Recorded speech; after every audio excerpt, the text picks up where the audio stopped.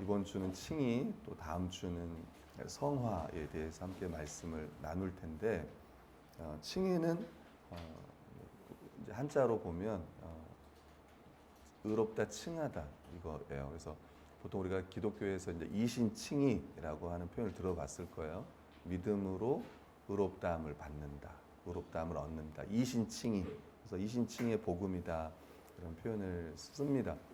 그러니까 사람이 의롭게 되는 게 율법을 지켜서가 아니라 오직 예수 그리스도를 믿음으로 말미암아 의롭게 되어진다는 것이 복음의 핵심인 거죠.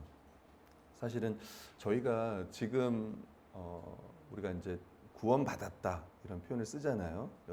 이 구원이라는 건 사실은 우리가 지금 구원받는 건 아니에요, 그죠? 제가 말하는 이 구원은 이제 최종적인 구원을 말하는 겁니다. 그럼 지금 우리는 어떤 상태인가라고 할 때 이제 의롭다라고 칭함을 받은 상태예요. 그리고 이제 최종적인 구원은 우리가 주님이 다시 오실 때 그때 우리가 최종적인 구원을 얻게 될 겁니다. 그리고 구원받을 것이 이제 너무나 확실하기 때문에 우리가 이제 구원받았다 이런 표현을 쓰는 거예요. 자, 특별히 이 칭의가 법정 용어입니다. 이 칭의라는 말은 하나님의 법정에서 무죄 선고를 받는 게 칭의다 이렇게 생각하시면 돼요. 그러면 나는 죄인인데 왜 내가 하나님 앞에 무죄지? 라고 생각하면 그거는 예수 그리스도가 십자가에서 우리의 모든 죄를 다 해결하셨기 때문에 그렇습니다. 그래서 로마서 5장 9절에 보면 그러면 이제 우리가 그의 피로 말미암아 의롭다 하심을 받았으니 그의 피로 말미암아 오늘 찬송가도 많이 불렀는데 이 보혈에 대한 찬양을 많이 불렀는데 결국 우리가 하나님 앞에 의롭다 하심을 받은 것은 예수 그리스도가 십자가에서 피를 흘리심으로 우리의 모든 죄값을 다 감당하셨기 때문에 그게 근거예요. 칭의의 근거는 예수 그리스도의 이 십자가의 죽음인 겁니다. 그래서 그의 피로 말미암아 의롭다 하심을 받았으니 더욱 그로 말미암아 진노하심에서 구원을 받을 것이다. 여기서 말하는 이제 최종적인 구원을 받게 될 거야. 이렇게 말하는 거예요. 칭의는 제 용서함뿐만 아니라 더 나아가 하나님 앞에서 모든 의무를 행한 의인으로 인정하는 선언이에요. 로마서 5장 19절에 보면 한 사람이 순종하지 아니함으로 많은 사람이 죄인 된 것 같이 이 한 사람은 이제 아담입니다. 아담이 죄를 범하자 모든 인류는 다 죄인으로 태어나요. 우리가 아이가 참 예쁠 때 뭐라고요? 아우 천사 같다 하지만 죄인이에요. 결의를 보면 알겠더라고요. 점점 더 악해지고 있어요. 설교를 준비하고 싶은데 계속 와서 놀아달라고 그러고. 근데 그 어릴 때도 보면 아이가 이기적이잖아요. 그러니까 우리가 죄인으로 태어납니다. 우리 가끔 뭐 농담으로 그러잖아요. 왜 꽃게는 옆으로 갈까? 아세요? 꽃게니까. 꽃게니까 옆으로 가는 거예요. 왜 개는 짖을까? 짖기 때문에 개인가? 아니죠. 개기 때문에 짖는 거예요. 다시 이야기하면 왜 인간이 죄를 지을까? 죄를 지어서 죄인이 아니라 죄인이기 때문에 죄를 짓는 거예요. 그러니까 우리는 죄인으로 태어나는 거예요. 쉽게 말하면 아담 안에서 우리는 죄를 가지고 태어납니다. 뿐만 아니라 그냥 그걸로 끝난 게 아니고 여러분 죄인의 그 죄값은 뭐냐면 죽음이에요. 죽음이 왜 찾아왔냐면 성경은 말하잖아요. 죄의 싹은 사망이라고. 그래서 우리가 죽는 겁니다. 근데 우리가 죽어야 될 그 죽음을 예수 그리스도가 대신 죽으셨어. 그래서 죄 용서를 우리가 받게 되었어. 뿐만 아니라 또 하나님 앞에 우리가 의를 행해야 되잖아. 순종해야 되잖아. 근데 그 순종이 누구의 순종이냐면 로마서 5장 19절에 보면 한 사람이 순종함으로 그러니까 아담의 범죄로 말미암아 모든 사람이 죄인 된 것 같이 한 사람의 순종하심으로 그러니까 예수 그리스도의 그 순종 또 예수 그리스도의 전생의 순종 또 십자가의 그 순종이 많은 사람이 의인이 되리라. 그러니까 죄 없다 칭한 무죄다라고 하는 것도 있고 뿐만 아니라 또 하나님께서 우리를 볼 때 죄인으로 보지 않고 의인으로 본다는 거. 그러니까 그러니까 의인으로 선언했다는 게 뭐냐면 그게 바로 칭의다라는 거예요. 이게 이제 뒤에도 설명하겠지만 이 칭의가 구원론의 핵심입니다. 우리 구원의 핵심. 우리가 보통 구원받았다 그러면은 하나님 앞에 뭐 죄사함을 받았다, 그리고 의롭다함을 받았다 이렇게 이야기하는데 예전에 저는 교회 다닐 때 의롭다, 이제 너가 의로운 존재야, 이런 표현을 거의 못 들었어요. 특히 성결교회 안에서는 저희 교회는 기독교에 성결교회입니다. 성결교회 안에서는 그런 말을 많이 못 들어봤던 것 같아요. 그냥 구원받았습니다. 영생 얻었습니다. 이제 하나님 나라의 백성입니다. 하나님 나라에 들어갔습니다. 이런 표현을 많이 들었지. 당신은 의인입니다. 당신은 이제 하나님께서 당신을 의롭다고 여기십니다. 이런 표현을 많이 못 들었어요. 그래서 우리가 교회 안에서 왜 이렇게 의로움이 중요할까? 그거는 이제 우리가 죄인이기 때문에 그렇다는 거예요. 여러분, 죄인이다라고 할 때 죄인의 상태, 의인의 상태라고 하면 죄인은 뭐가 없어요? 의가 없어요. 의의 부재의 상태. 근데 의인은 말대로 의가 있는 상태거든요. 그러니까 특히 복음에 있어서 이 의가 참 중요한 문제예요. 그래서 칭의가 핵심이다. 또 십자가 복음 핵심 주제다. 우리 로마서 4장 25절 같이 한번 읽어보겠습니다. 시작. 예수는 우리가 범죄한 것 때문에 내줌이 되고 또한 우리를 의롭다 하시기 위하여 살아나셨느니라. 네. 보통 우리가 예수님의 부활을 이야기할 때 여러분 죄인은 죽잖아요. 원래 죽어야 되잖아요. 근데 예수님이 살아나셨어. 만약에 예수님이 그냥 죽음으로 끝났으면 우리는 그렇게 생각하는 거예요. 예수님도 당연히 죄인이었구나. 그잖아요. 본인 죄 때문에 죽은 거 아니에요. 근데 그분이 다시 살아나셨어. 그러면 그분은 죄가 없네? 왜 죽으셨지? 모든 사람의 죄값을 담당하고 죽으셨구나. 그리고 우리를 의롭다 하시기 위하여 다시 살아나셨구나. 우리가 생각할 수 있는 거예요. 그러니까 보통 우리가 십자가의 죽으심, 부활하심을 예수님의 칭이다 뿐만 아니라 예수님만 의롭다함을 받을 뿐만 아니라 우리도 의롭다 이렇게 여겨주시는 거죠. 세 번째는 이제 종교 개혁의 핵심 교리가 이 칭의 교리예요. 그러니까 여러분, 기독교가 어디서 나왔어요? 우리가 큰 집이라고 말하는 가톨릭. 여러분, 우리 기독교가 처음에 이제 여러분 알다시피 중세 시대에는 기독교랑 사실은 기독교가 없었죠. 프로테스탄트라고 없었어요. 종교 개혁하기 전에는 가톨릭이었어. 우리 가톨릭, 로마 가톨릭, 동방 정교회, 서방 교회, 로마 가톨릭이었단 말이야. 근데 여러분 알다시피 가톨릭을 좀 생각해 보면 좀 뭐가 다르냐면 혹시 우리 중에 가톨릭을 다녀보신 분이 혹 있을지 모르지만 가톨릭은 한번 물어보세요. 한번 너 지금 죽으면 당신 지금 천국 갈 수 있어요? 이렇게 물어보세요. 다음에 진짜 기회가 되면 한번 저도 물어보고 싶어요. 당신 천국 갈 수 있어요? 이렇게 물어보세요. 지금. 그럼 그 사람들 뭐라고 할 것 같아요? 모른다고 이야기. 죽어봐야 한다 그래요. 나도 왜 저러지? 근데 가톨릭을 공부하면 공부할수록 그럴 수밖에 없구나 생각이 돼요. 그래서 그 부분을 좀 이야기하려고 그래요. 왜 가톨릭에 다니는 사람들은 왜 그렇게밖에 말할 수 없지? 근데 왜 우리 기독교는 지금 하나님 나라 간다고 이야기하지? 우리 그렇게 말할 수밖에 없고 저기는 저렇게 말할 수밖에 없어. 좀 설명해 주면 이거예요. 그 사람들은 이 칭의, 그러니까 우리도 칭의를 쓰지만 가톨릭에서 똑같이 칭의라는 표현을 씁니다. 그들이 쓰는 칭의는 뭐냐면 죄인에서 의인으로의 변화를 이야기하는 거예요. 좀 더 설명하면 가톨릭은 죄인 안에 실제적인 변화로서 의롭게 만들어져가는 과정을 칭의라고 이야기해요. 그 사람들.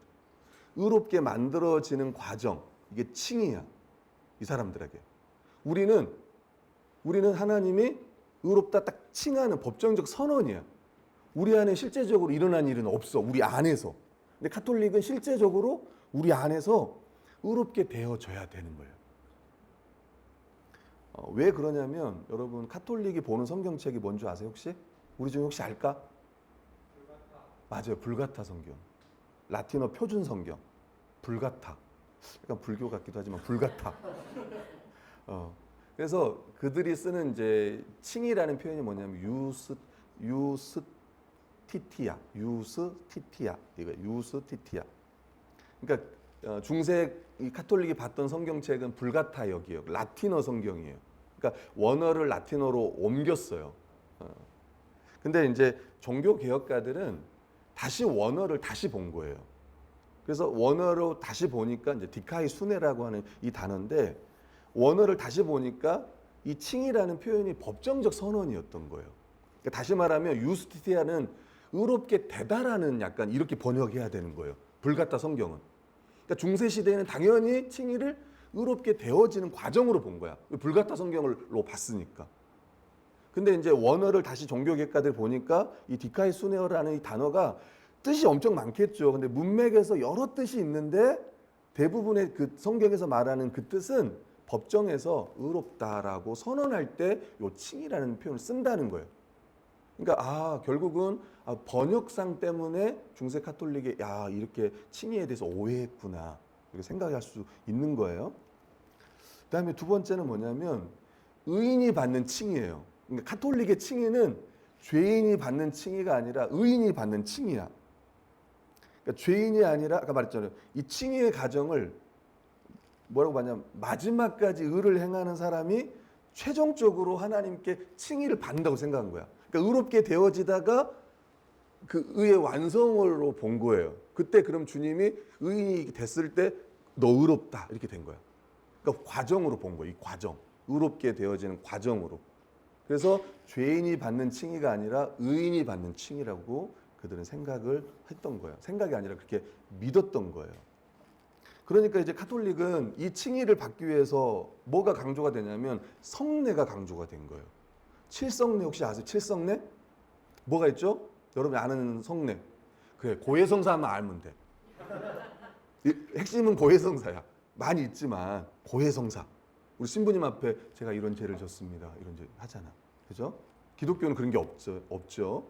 근데 우리는 성례가 두 가지밖에 없어. 세례와 성찬. 성경에 나온. 근데 거기는 세례도 있고 뭐 견진성사도 있고 그다음에 결혼할 때 혼인성사, 병자성사, 성품성사 뭐 이렇게 성직을 받을 때 그다음에 아까 말했던 고해성사 등등의 7가지 성례가 있습니다. 쉽게 말하면 태어나서부터 죽음까지 요람에서 무덤까지의 성례가 쭉 있는 거 이게.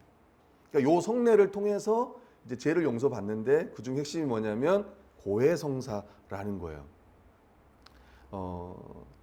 이야기해 보면 그 사제 교리가 있습니다. 이 죄 용서하면 사제 교리가 있는데 세례 이전의 죄 용서를 그들은 뭐라고 하냐면 사죄라고 이야기를 하고 죄의 사면 그리고 그 세례 이후의 죄 용서를 사면이라고 해요. 그러니까 사죄와 사면이 두 개로 나눕니다. 그러니까 예수님 믿기 전에는 사죄, 예수님 이후에는 사면이에요. 그러니까 세례 이후에도 죄를 지을 거 아닙니까? 그럼 이걸 어떻게 해결해요? 고해성사를 통해서 이거를 해결을 하는 거예요. 또 죄를 두 개로 구분을 해서 대죄가 있고 소죄가 있습니다. 여러분 말하는 이제 대죄라는 거는 십계명을 어기는 거예요. 사람을 죽이는 거라든가, 그 다음에 간음을 한다던가 이런 것들은 고해성사를 통해서 용서를 받아야 돼요. 그리고 용서를 못 받으면 지옥에 간다고 이야기하는 게 그래서 카톨릭이에요. 그래서 카톨릭은 어찌 보면 구원이 취소될 수 있다고도 이야기해요. 소재 같은 거는 우리의 선행과 이런 것들로 용서받을 수 있다고 이야기를 합니다. 그리고 이 죄의 사면은 아까 말했던 것처럼 이 사제들을 통해서 이제 무죄라고 하는 그걸 통해서 얻을 수 있는 거예요. 그리고 고해성사로 충분하지 않으면 어디에 간다고 이야기하죠? 죽으면 이 사람들이 연옥에 가요. 연옥. 그래서 연옥설이 거기서 또 나오는 거예요. 들어봤는지 모르겠지만 그 연옥에 가서 이 고난을 통해서 또 사면 받을 수 있다고 하는 이 사제 교리도 가톨릭의 사제 교리도 이제 우리가 보면 이제 이게 잘못된 거죠, 사실은. 우리가 죄 용서 받을 수 있는 건 결국 오직 예수 그리스도의 보혈로 용서 받을 수 있잖아요. 또 하나가 뭐냐면 공덕교리라는 것도 있어요. 공덕교리. 여러분 알다시피 공덕교리. 무슨 말이냐면 성자들 있잖아요. 가톨릭의 성자들, 또 성인들 있잖아요. 이 사람들이 이 공덕을 쌓으면 그걸 나눠줄 수가 있어. 당시에 평민들을 생각해 보면 얼마나, 그러니까 무슨 냐면 죄도 용서함 받아야 되지만 하나님 앞에 의롭다함, 선한 것도 행해야 되잖아요. 공덕을 쌓아야 된단 말이야. 근데 바쁜 사람들이 공덕 쌓을 시간이 어디 있어? 일하는데도 바쁜데. 그럴 때는 나눠줄 수 있는 거야, 이 성인들이. 예를 들면 구원 받으려면 예를 들면 한 50만 필요하면 돼. 근데 이 성인들은 워낙 공덕을 많이 쌓으니까 남아. 그럼 그걸 나눠줄 수가 있어. 그걸 누가 줄 수 있냐? 여러분 이제 누가 줄 수 있어요? 교황이 줄 수 있는. 교황이 최고의 권위가 있는 거죠. 그러니까 아까 했던 사제교리뿐만 아니라 이런 공덕교리, 또 교황제도 이런 것들이 결국은 이제 카톨릭의 어떤 타락상들을 보여주는 거예요. 그래서 종교 개혁이 일어난 거예요. 여러분 루터를 생각해 보면 종교개혁했던 사람이 루터인데 루터가 제일 싫어했던 단어가 뭐냐면 하나님의 의라는 단어였어요. 하나님의 의. 왜냐하면 당시에 카톨릭에서도 이 하나님의 의라는 이 개념이 뭐냐면 배분적, 좀 어려운 표현입니다. 어려운 표현 쓸게요. 배분적 공의, 보응적 공의 이런 표현을 써요. 그래서 착한 사람한테는 상을 주고 나쁜 사람한테는 벌을 줘요. 요게 하나님의 의야. 근데 그러니까 루터가 막 무릎으로 막 이런 이제 베드로 성당을 기어 올라. 그러면 내가 하나님의 의에 도달할 수 있겠지 생각했는데 그게 아닌 거예요. 그게 아니잖아요. 왜냐면 우리 가운데 우리가 아무리 선을 쌓아도 하나님 앞에 설 수 있어요, 인간이? 못 선단 말이에요. 그래서 뭐라고까지 이야기하냐면 루터는 이 하나님의 의가 저주다까지 이야기해요. 이거는 저주다. 아무리 인간이 이 의에 도달하려고 해도 아무리 고행을 쌓고 막 무릎에서 피가 막 철철 흘려도 이건 하나님 앞에 도달할 수 없다고 생각한 거예요. 근데 그가 여러분 알다시피 로마서 1장 16, 17절을 읽으면서 오직 믿음으로 말미암아 하나님 의를 얻는다. 오직 의인은 믿음으로 뭐죠? 믿음으로 살리라고 하는, 오직 믿음으로 산다라고 하는 그걸로 내가 이 의를 도달할 수 있는 게 아니라 이 의인은 믿음으로 하나님께 얻을 수 있는구나를 깨달아요. 그러면서 이제 종교 개혁이 시작이 된 거예요. 그러니까 쉽게 말하면 이제 로마 카톨릭에서는 이 하나님께 받는 이 의를 뭐라고 하냐면 이제 내적 의라고 하고, 좀 어려운 표현으로 하면 그 의를 주입시켜 준다고 이야기해요. 하나님의 의를 내게 주입시켜 줘. 그럼 그 의를 가지고 아까 말했듯이 의롭게 살아야 돼. 근데 의롭게 살지 못할 때 이제 고해 성사를 통해서 막 이제 죄를 용서받고 하잖아요. 그리고 마지막 이제 하나님 앞에 이제 의롭다고 칭함을 받는 거야. 이게 카톨릭이야. 근데 기독교는 그렇게 표현하지 않다고 했잖아요. 내적인 의가 아니라 하나님께서 우리에게 주어진 의는 우리 안에 의가 없으니까 어디서 와야 돼요? 바깥에서 와야 돼요. 그래서 그걸 뭐라고 하냐면 외적 의라고 해요. 내적 의가 아니라 외적 의라고 그러고, 이건 우리 것이 아니고 그리스도의 것이기 때문에 낯선 의다라는 표현을 써요. 그리고 루터가 했던 유명한 말 있잖아요. 혹시 기억할지 모릅니다. Simul justus et peccator. 뭔 말이에요? 의인인 동시에 죄인이다. 의인인 동시에 죄인이다. 라틴어로 한 거예요. 아까 제가 이야기했잖아요. 로마 카톨릭은 누구만 칭의를 받는다 그랬어요? 죄인이 받는 게 아니라 누가? 의인이. 그러니까 죽을 때까지 모르는 거야. 내가 하나님 앞에 마지막 이 칭의를 받을 걸 몰라. 죽어봐야 알아. 근데 기독교는 안 그래. 왜? 루터 그렇게 하잖아. 의인이면서 죄인이다, 이런 표현을 썼던 거예요. 의인이면서 죄인이다. 그러니까 법적으로는 우리가 지금 의인이에요. 법적으로는. 근데 지금 실제로는 우리는 어떤 상태예요? 죄인이에요. 한번 손 들어봐요. 나 이번 주에 죄를 안 지었어요. 목사님, 저 이번 주에, 지난주에 저 죄를 안 지었어요. 아니 그냥 다 건너칩시다. 오늘 하루만. 오늘 하루 이제 얼마 안 갔잖아요. 반 갔나요? 오늘 하루만 생각해보세요. 나는 죄를 하나도 안 지었습니다. 손 들어보세요. 그러면 바로 거짓말죄. 드는 순간, 올려가는 순간 거짓말죄. 생각으로, 마음으로, 입으로 우리가 얼마나 많은 죄를 짓습니까? 그러니까 죄를 안 질 수도 있어요. 혹시나 제가 여러분 혹시 우리 중에 지금 죄를 안 지은 사람도 있을 수 있습니다. 아직까지는. 이따 밥 먹을 때 또 죄를 지을 수 있어요. 아무튼 근데 그러니까 우리 상태는 이제 여전히 우리는 이제 뭐가 있냐면 죄성이 있단 말이에요. 죄를 지었던 습관과 죄성이 있어. 그러니까 이게 진짜 그래서 제가 이 칭의가 그렇게 중요한 거예요. 목사님, 나는 죄를 지었는데 저는 죄인 아닙니까, 목사님? 제가 천국 갈 수 있습니까? 이렇게 말할 수 있잖아요. 근데 성경은 뭐라고 하냐면 아니다라고 이야기하는 거예요. 우리 안에 그 의가 있는 게 아니라 저 바깥에 있는 의가, 쉽게 말하면 하나님께서 예수 그리스도 그가 성취한 이 모든 걸 통해서 하나님께서 우리를 그냥 의롭다고 칭하는 거예요. 그러니까 이 칭의가 흔들리지 않는 거예요.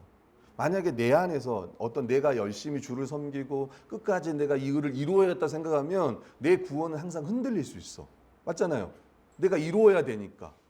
가톨릭이 말하는 내가 의를 이렇게 이루는 과정 가운데 있으니까. 근데 그게 없는 거예요, 우리는. 그러니까 확고한 거예요. 우리 구원이 확고하다는 이야기가 거기에 있는 거예요. 예수 그리스도의 의로 말미암아 그게 믿음이라고 하는, 우리가 예수 그리스도를 믿을 때 그 모든 것들이 우리에게 정가가 된다는 표현을 쓰잖아요. 정가. 그리스도가 이루신 모든 게 우리께 되는 거예요. 쉽게 말하면 아담의 죄가 우리의 죄가 된 것처럼 예수 그리스도의 의가 우리의 의가 되는 거예요. 그래서 하나님 앞에서 이제 하나님께서 우리를 의롭다고 칭해 주는 거예요. 거기에는 나의 어떤 내가 죄를 짓고 안 짓고 이런 게 없어요. 예수 그리스도 때문에 우리가 하나님 앞에 의롭다함을 얻는 거예요. 아멘. 그래서 루터가 이렇게 이야기한 거예요. 우리는 의인이면서 죄인이다. 이런 표현을 썼던 거예요. 그러니까 신자의 죄를 막 용인해 주기 위해서 죄를 지어도 괜찮아. 우리는 의인이면서 죄인이야. 그런 말을 하려고 한 게 아닌 거예요. 당시에 말했잖아요. 의인들을 향한 칭이었단 말이에요. 가톨릭에서는. 의인들만 받는, 최종 마지막에 하나님 앞에 받는 칭이라고 이야기했단 말이야. 근데 루터는 그게 아니라고 이야기한 거예요. 그러니까 외부에서 오는 외적 의, 낯선 의를 강조하기 위해서 우리는 의인이면서 죄인이다. 이런 표현을 썼던 거예요. 루터는 죄인이 칭의를 받는 것이 복음이고 그게 하나님의 은혜다라고 얘기해요. 하나님의 은혜다. 그래서 종교개혁가들은 칭의를 의롭게 만들어지다가 아니라 의롭다고 하나님이 선언한다라고 이야기를 한 겁니다. 그리고 이제 가톨릭에서는 사실은 여러분 이제 앞으로 좀 이번 주 다음 주 좀 많이 들을 표현이 뭐냐면 이거예요. 칭의와 성화는 이 구분이 돼요. 우리도 이제 그걸 헷갈리면 안 되는데 이게 구분이 돼. 칭의와 성화가 같은 게 아니고 이게 구분이 돼요. 그리고 그 대신 분리되진 않아. 이 개념을 그냥 외우세요. 칭의와 성화는 구분이 되지만 분리되지 않는다. 근데 가톨릭은 칭의와 성화를 그냥 하나로 본 거예요. 그래서 의롭게 되어지는 과정으로 이야기한 거야. 근데 우리는 아니에요. 쉽게 말하면 칭의는 단 한 번에 주어지는 거예요. 근데 성화는 어때요? 앞으로 계속 점진적으로 이루어져야 되는 과정입니다. 그리고 그것을 동시에 받아요. 칭의의 결과가 성화가 아니에요? 헷갈리면 안 돼요? 칭의의 결과 성화가 아니다. 우리가 예수 그리스도와 연합하면 연합으로 말미암아 하나님 앞에 우리 의롭다 칭함도 받고 동시에 이제 거룩하게 살아가요. 혹시나 우리 가운데 거룩하게 그럴 리가 그러니까 거룩하게 안 살아갈 수 없는데 그렇게 살아가면서 내가 죄를 짓기도 하고 넘어지기도 하는데 그것 때문에 나의 구원이 잃어버린다? 아니다. 그거와 상관없이 예수 그리스도로 말미암아 우리는 하나님 앞에 어떤 존재다? 의롭담을 받은 존재고 의인이다. 이걸 확실하게 해야 되는 거예요. 아멘인가요? 아멘. 네, 서론만 24분을 했습니다.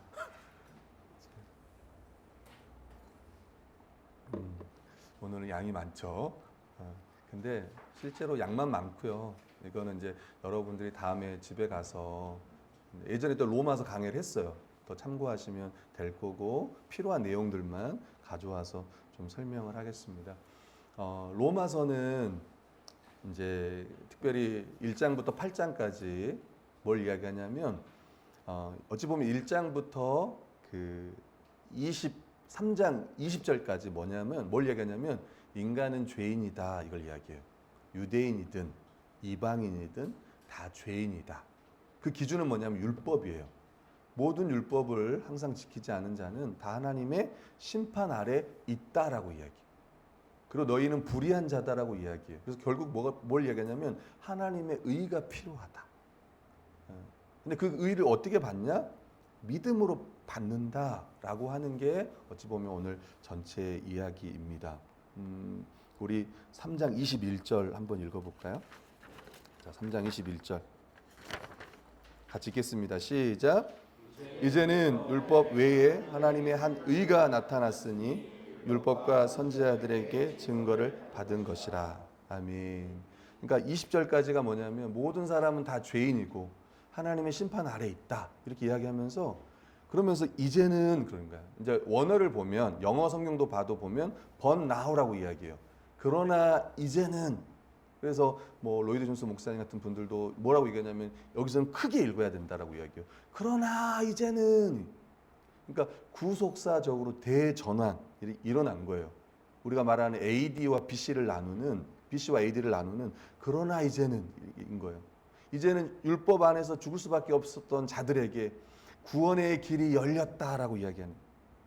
근데 그게 율법 외에라는 방식이라는 거예요. 다시 말하면 율법을 다 지켜서 구원받는 방식이 아니라 뒤에 나오면 22절에 보면 예수 그리스도를 믿음으로 말미암아 모든 믿는 자에게 미치는 하나님의 은이 차별이 없다라고 이야기를 하는 거예요. 여러분 이제 모든 사람이 죄를 지었습니다. 한 사람도 빠짐없이 모든 사람이 죄를 지었어요. 그러니까 유대인이든 이방인이든 다 죄를 지었고 구원을 받을 수 있는 방식도 딱 하나밖에 없는데 그게 뭐냐면 믿음이라는 방식으로 그렇다는 거예요. 가끔은 우리가 이런 생각하는 거예요. 우리 성경책을 구약 성경, 신약 성경 두 개로 나누는데 구약 성경을 보면서 어떤 사람들은 구약 백성들은 율법을 다 지켜서 구원을 받는 거고 신약의 백성들은 예수님 믿어서 구원받는 거고 이게 아닌 거예요. 구약이든 신약이든 똑같이 예수님 때문에 구원을 받는 거예요. 구약은요 오실 예수님을 기대했고 믿었고 신약은 오신 예수님을 믿는 거예요. 또 다시 오실 예수님을 믿는 거예요. 그러니까 모든 사람에게는 이 구원에 있어서는 차별이 없다는 거예요. 다시 이야기하면 믿음이 구원을 얻는 수단이고 근거가 아니고 그냥 통로라고 이야기합니다. 그래서 우리가 그리스도의 의를 받는 이 손, 그러니까 거지가 왕에게 내어민 손과 같은 거예요. 여러분, 내가 믿었기 때문에 구원받는 거 아니야?가 아니라 아까 말했잖아요. 우리가 구원받는 건 누구 때문에? 예수 그리스도가 십자가에서 다 이루셨기 때문이지 내가 믿었기 때문이 아닌 거예요. 단순히 이거는 통로예요. 내가 맞습니다. 나는 죄인이고 하나님의 심판을 받을 수밖에 없는 자인데 하나님 주신 구원을 내가 이렇게 받습니다. 그러니까 여기는 유대인이든 이방이든 차이가 없다는 거예요. 우리 24절, 25절 같이 한번 읽어보겠습니다. 읽겠습니다. 시작. 그리스도 예수 안에 있는 속량으로 말미암아 하나님의 은혜로 값없이 의롭다 하심을 얻은 자 되었느니 이 예수를 하나님이 그의 피로써 믿음으로 말미암아 화목제물로 세우셨으니 이는 하나님께서 길이 참으시는 중에 전에 지은 죄를 강가하심으로 자기의 의로우심을 나타내려 하심이니. 여러분 여기서 이제 예수 그리스도 안에 있는 속량이다. 이런 속량이라는 표현은 여러분 우리가 이제 당시에 노예라든가 노예를 해방하려고 할 때, 노예를 자유케 하려고 할 때 돈을 줘야 되잖아요. 그죠? 혹시 랜섬이란 말 들어보셨어요? 랜섬웨어라는 말 들어보셨어요? 그 악성 코드 중에 있었잖아요. 그게 그러니까 악성 코드 그거를 이렇게 해제시켜 주려면 돈을 줘야 돼. 대가를 치러야 돼. 그러니까 그리스도가 우리의 속량이 되셨다는 말은 우리의 죄값을 그분이 다 치렀다는 거예요. 그러니까 하나님 편에서는 가장 큰 그 아들을 이 땅에 보내시고 십자가에 내어 주셨잖아요. 가장 큰 대가를 치른 거예요. 우리 편에서는 우리가 그런 가끔 그런 말도 하지만 우리가 하나님 앞에 드릴 건 뭐밖에 없습니까? 죄밖에 없어요. 근데 그러니까 우리 편에서는 값없이 의롭다함을 받은 거예요. 우리가 구원을 위해서 할 수 있는 일은 단 하나도 없어요. 우리는 그걸 그냥 은혜로 받는 거예요. 여러분, 은혜라는 말이 기독교에만 있습니다. 모든 종교는 자기들이 열심히 해야 구원을 얻는 거예요. 불교도 마찬가지, 다른 어떤 종교도 공로를 쌓고 선을 행해야 돼요. 근데 기독교만이 뭐라고 하냐면 하나님이 인간이 돼서 내려온 거예요. 구원의 길을 그분이 다 하신 거예요. 아들을 보내시고 십자가에 못 박아 죽이시고 구원의 길을 열어주신 거예요. 그러니까 위로부터 내려왔다고, 아래로부터 올라간 게 아니라 위로부터. 우리 그걸 다른 말로 은혜라고 해요. 아무 자격 없는 자에게 값없이 주시는 하나님의 호의다. 그 은혜가 우리에게 주어졌습니다. 여러분 믿습니까? 가끔 이제 제가 좋아하는 말 중에 하나 그런 말이 있는데, 여러분 혹시 그런 말 들어보셨어요? 짐승은 은혜를 모른다. 사람이 은혜를 모르면 짐승만도 못하다. 여러분. 그러니까 사람은 그 은혜가, 그러니까 이게 하나님 이 베푸신 은혜가 너무 큰데 우리는 가끔 이걸 잊어버릴 때가 있어요. 그러니까 사람들 사이에서도, 인간 관계 속에서도 은혜를 모르면 사실 어떤 짐승과 같은데, 하나님께 가장 큰 사랑과 은혜를 받았는데 이걸 우리가 잃어버릴 때가 있고, 심지어 제가 자주 이야기하지만 하나님 나를 언제 사랑하셨어? 지금 나에게 일어난 여러 가지 어려움 때문에 정말 하나님은 나를 사랑하시는 게 맞는가? 나에게 정말 관심 갖는 게 맞는가라고 할 때 아니라는 거예요. 하나님은 십자가를 통해서 이미 그분의 사랑을 드러내셨고, 지금도 우리가 설교를 들을 때마다 십자가를 통해서 네가 얼마나 큰 사랑을 받았는지, 얼마나 큰 은혜를 받았는지. 사실 자녀들은 잘 몰라요. 우리 엄마 아빠가 나한테 해준 게 뭐가 있어. 나중에 자식 켜보세요. 얘들은 몰라요. 엄마가 내 똥기저귀 갈아준 거 몰라. 결이도 코를 못 풀어요. 그러면 이제 엄마든 저든 이렇게 해가지고 이렇게 뭐 이렇게 빨아들인단 말이에요. 몰라 그런 거. 어렸을 때 엄마가 나를 얼마나 사랑하셔서 키웠는지를 커보면서 몰라진다고. 그러면서 엄마가 아빠가 나한테 해준 게 뭐가 있어? 뭐 이렇게 얘기한다고요. 그 어릴 때 정말 나를 너무 사랑하고 나를 너무 예뻐하고 잠 못 자고, 막 저는 잤지만 막 못 자고, 구성의 모습이 다르더라고. 아무튼 엄마는 애가 막 아프면 못 자고 그렇게 간호하고 막, 그런데 엄마 나 사랑한 거 맞냐고 막 이야기. 하나님께서 우리를 그렇게 사랑하셨는데도 우리가 그걸 모르고 막 그럴 때가 있다. 아니다라는 거. 하나님 예수님을 화목 제물로 삼으셨다 그랬습니다. 여러분 알잖아요. 이 화목 제물이라는 게 하나님의 진노를 그분이 다 받으신 거잖아요. 우리가 받아야 할 모든 죄값을 그분이 다 받으셔야 돼요. 근데 이걸 하나님이 세우셨잖아요. 하나님이 예수 그리스도를 화목 제물로 세우셨다고요. 오늘날 여러분 종교다원주의를 아시잖아요. 종교다원주의 하는 말이 뭡니까? 산의 정상이라고 하면 일이 올라가든 절이 올라가든 다 정상에 오르면 되는 거 아니야? 이렇게 얘기했잖아요. 어떤 종교를 통해서라도 이게 올라가면 되는 거 아니야? 근데 아니에요, 여러분. 구원의 길은 딱 하나밖에 없어요. 정말 여러분 제가 얘기하지만 경우가 있지만 경우가 신은 없어. 여러분 이야기하지만 혹시나 여러분 다른 신이 있다고 생각하는 사람 혹시 있을지 모르지만 성경에서는 다른 신이 없어요. 목사님 귀신이 있잖아요. 귀신도 신이 아니에요, 여러분. 신 같지만 귀신도 신이 아니라고. 하나님 외에 신은 없어요. 다 피조물이야. 모든 건 다 피조물이에요. 하나님 말고 다 피조물. 천사도 피조물이잖아. 그러니까 무슨 말이냐면 피조물이라는 건 뭐냐면 시작이 있어. 끝이 있고, 시작이 있고 끝이 없었어요. 끝이 없죠. 천사는 끝이 없잖아. 시작은 있지만 끝이 없잖아. 인간도 시작이 있지만 끝이 없어요. 죽음은 끝이 아니에요. 죽음은 또 다른 시작이잖아요. 영벌 영생이 있잖아요. 우리는 시작이 있다고. 모든 피조물은 다 시작이 있어. 끝은 없다 할지라도 천사도 그렇지만 근데 시작이 없고 끝이 없는 걸 우리가 뭐라고 하냐 그게 하나님이라고 이야기해요. 절대자라고 얘기한다고.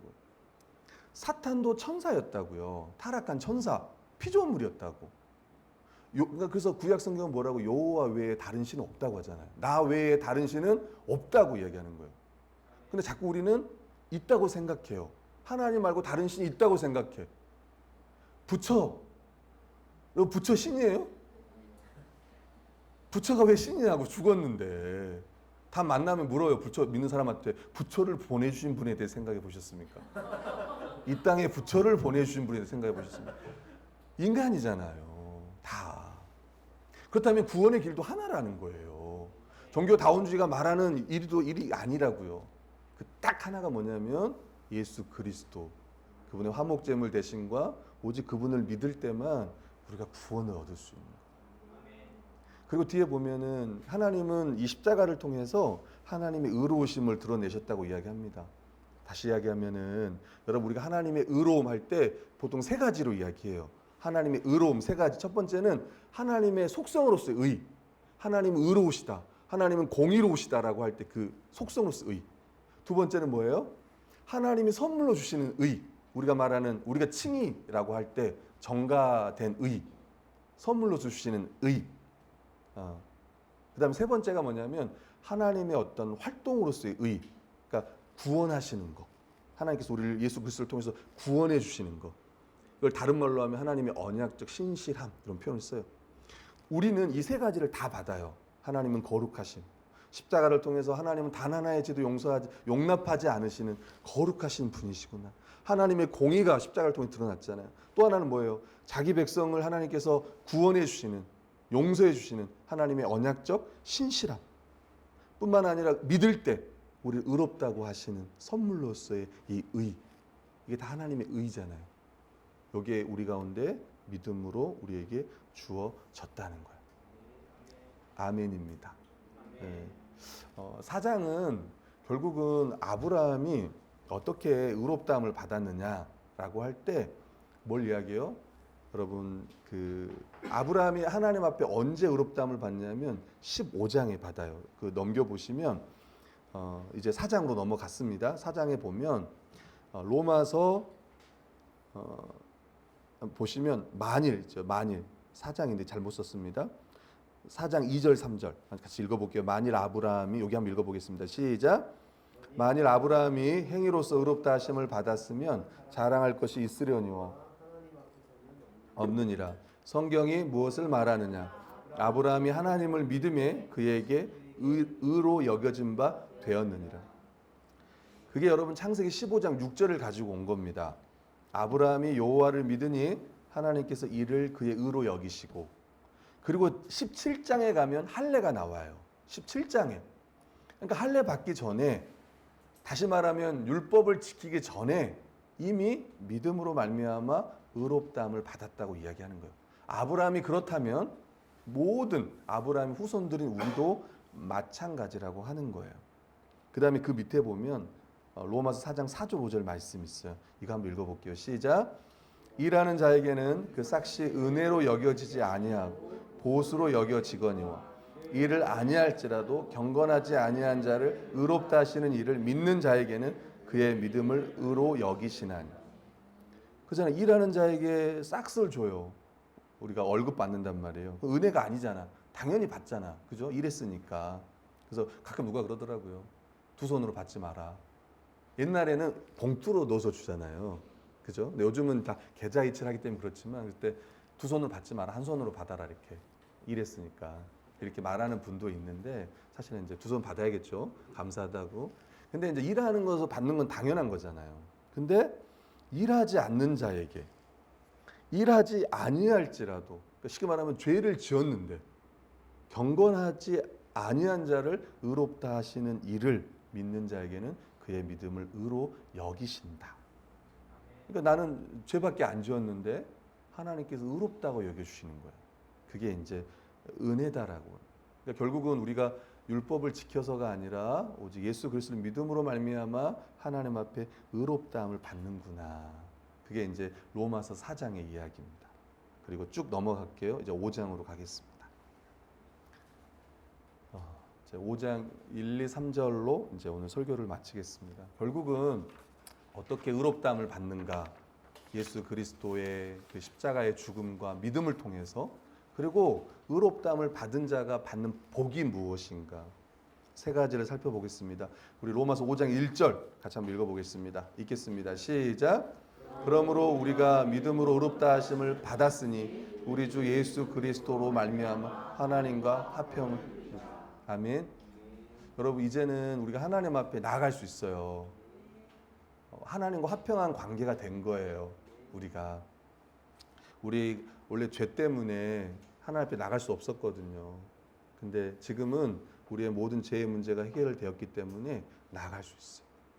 두 번째는 우리 5장 2절 A 한번 읽어볼게요. 시작. 또한 그로 말미암아 우리가 믿음으로 서 있는 이 은혜에 들어감을 얻었으며. 여러분, 우리가 이제 믿음으로 서 있는 이 은혜에 들어감을 얻었대요. 현재 완료. 우리가 이미 은혜의 그 보좌 앞으로 나아간 거예요. 우리가 여기서 들어감을 얻었다라는 게 제가 항상 얘기하지만, 여러분, 구약 시대의 그 지성소 있잖아요. 1년에 한 번 대제사장이 이렇게 들어가는데 하나님의 임재로 들어갈 수 있었다 그랬잖아요. 근데 이제 우리는 근데 여전히 이제 카톨릭은 그렇게 못 하잖아요. 사제를 통해서 하지만 우리 기독교는 만인 제사장이라고 얘기하잖아요. 우리 모든 성도들은 이제 하나님 앞에 나갈 수 있어요. 하나님을 아버지라고 고백하면서 담대하게 자녀로서 나아갈 수 있습니다. 이미 그 은혜 안에 있어요. 우리가 죄 가운데 있는 게 아니라 우린 지금 어디 안에 있다고요? 하나님의 은혜의 자리 가운데 들어와 있어요. 들어가라가 아니라 이미 들어감을 얻었다고 이야기. 이렇게 예배하는 이 시간, 또 기도하는 그 시간이 바로 그런 시간입니다. 세 번째입니다. 로마서 5장 이 B를 읽어볼게요. 시작. 하나님의 영광을 바라고 즐거워한다. 그 로마 3장 23절 밑에도 읽어볼게요. 시작. 모든 사람이 죄를 범하였음에 하나님의 영광에 이르지 못하더니.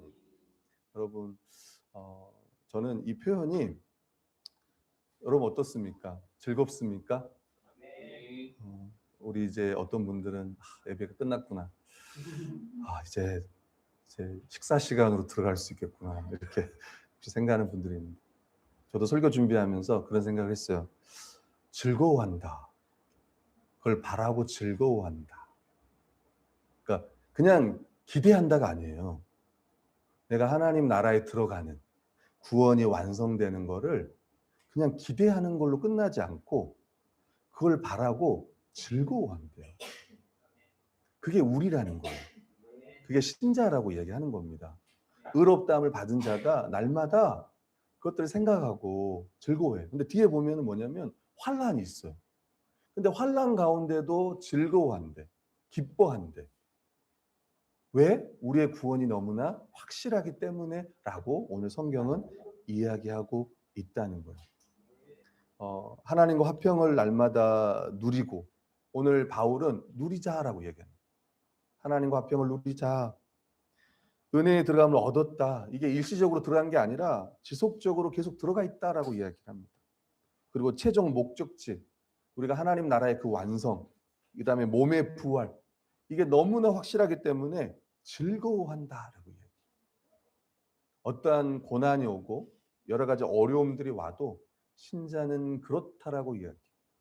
그리고 오늘 성경 마지막은 아까도 이야기했지만 어떻게 이런 게 다 가능해요? 이게 우리가 그리스도 안에 있기 때문에, 그리스도와 연합했기 때문에. 이제 아담 안에 있는 게 아니라 마지막 아담이라고는 우리가 예수 그리스도 안에 있기 때문에 이제는 그 사망이 우리 가운데 왕노릇하는 것이 아니라 예수 그리스도가 우리 안에서 왕노릇하고, 죄와 사망이 나를 지배하는 게 아니라 은혜가 나를 지배해서 그 영광에까지 이르게 하신다는 거예요.